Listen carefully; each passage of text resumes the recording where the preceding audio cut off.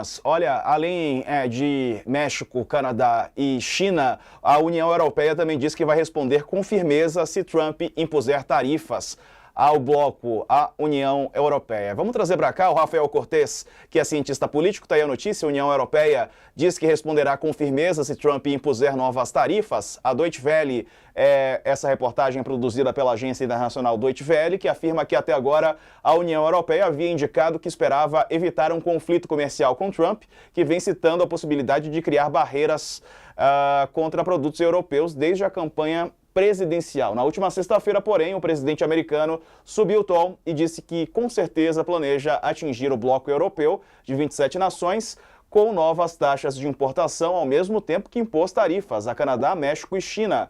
Vou impor tarifas à União Europeia? Trump perguntou. E ele respondeu. Aliás, fez nova pergunta. Você quer a resposta verdadeira ou a resposta política? Com certeza, a União Europeia nos tratou de forma terrível, foi o que disse Trump a repórteres, criticando o superávit comercial europeu com os Estados Unidos. Em resposta, um porta-voz da União Europeia disse que o bloco vai responder com firmeza a qualquer parceiro comercial que impuser tarifas injustas ou arbitrárias sobre os produtos do bloco da União Europeia. Agora sim, Rafael Cortes, que é cientista político conosco, e o professor de Relações Internacionais da ISPM, Leonardo Trevisan. Boa tarde aos dois. Professor Trevisan, e este momento, hein? Esse novo passo que dá Trump e o passo que dão também essas outras nações, nomeadamente já a México, Canadá e China. Professor, boa tarde. Boa tarde, tudo bem? Como estão vocês? Boa tarde a todos que nos escutam. Sim, com certeza, Diego, né? A ação norte-americana, ela traduz aquilo que o Trump vinha prometendo, né? Porém, eu chamo atenção, né? E na primeira semana de governo, houve uma espécie assim, de medida cautelosa e houve uma espécie de esperança internacional, principalmente a ala econômica do Scott Bessent, do secretário do Tesouro, tivesse mais voz e segurasse esse processo. O que está me parecendo é que Scott Bessent perdeu essa batalha, né? E, de alguma forma, Trump está sendo Trump como sempre foi e vai, de algum modo, fazer o formato de negociação que ele mais gosta de praticar. Chicote na mão, assustando o interlocutor. O problema são quaisquer interlocutores, né? São duas economias bastante poderosas. A chinesa, a segunda do mundo, a economia canadense, a sétima do mundo, a economia mexicana, a 14ª do mundo, evidentemente vão reagir a esse processo. Esse quadro, sem dúvida nenhuma, sinaliza o início de uma guerra comercial. Isso é o que o mundo menos precisa nesse momento. Verdade. Rafael, como é que você vê tudo isso, né, e a posição do Brasil até aqui? Perguntado na coletiva de imprensa essa semana, o presidente Lula disse, na sexta-feira, salvo engano, que se o Brasil for taxado, vai responder, né, vai trabalhar com a reciprocidade. Boa tarde para você, Rafael. Boa tarde, Diego, professor Leonardo e todo mundo que está nos ouvindo nessa tarde. Bom, enfim, como o professor mencionou, né, os sinais estavam todos lá, né, o discurso do Trump apontava, de fato, para uma iniciativa americana e uma agenda econômica americana calcada no protecionismo comercial, em parte como uma estratégia de negociação, em parte, me parece, como uma visão de mundo do que ele enxerga para os Estados Unidos, sobretudo pensando na receita de enfrentar o grande inimigo percebido pelos americanos, que é a China, né? Quando a gente olha os documentos mais recentes, por exemplo, de segurança nacional, eles incluem a China como a principal ameaça à hegemonia americana.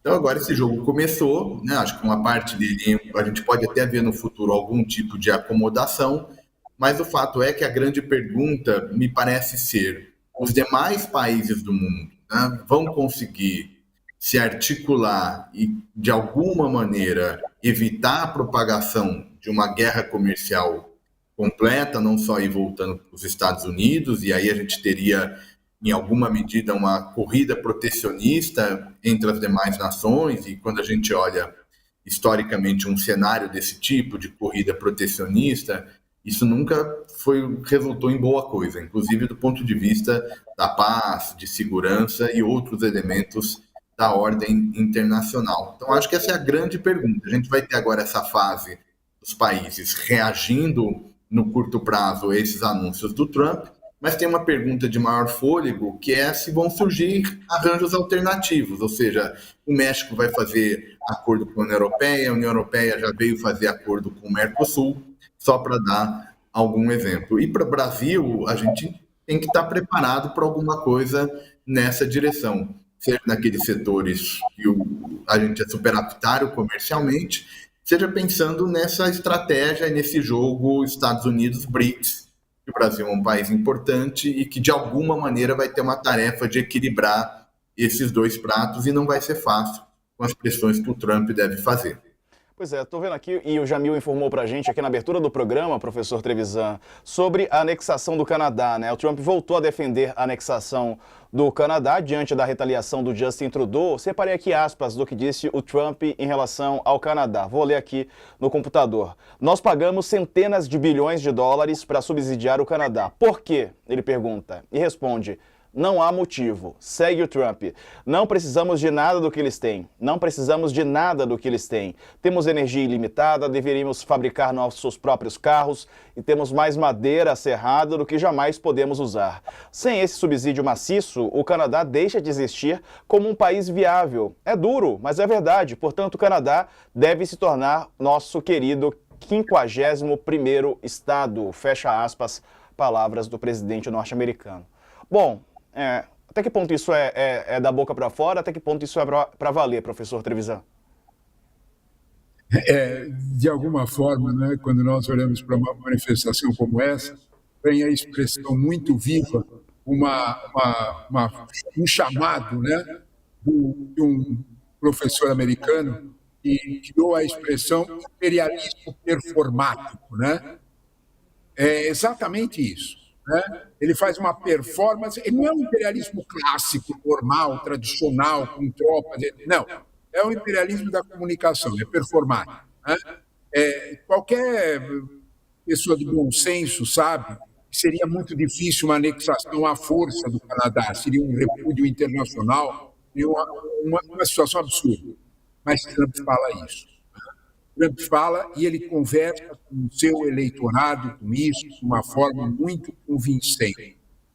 Eu chamo a atenção que o uso de Trump da comunicação como comunicador é muito bom. Não adianta nós taparmos o sol com a peneira. Ele convence pessoas fora dos Estados Unidos.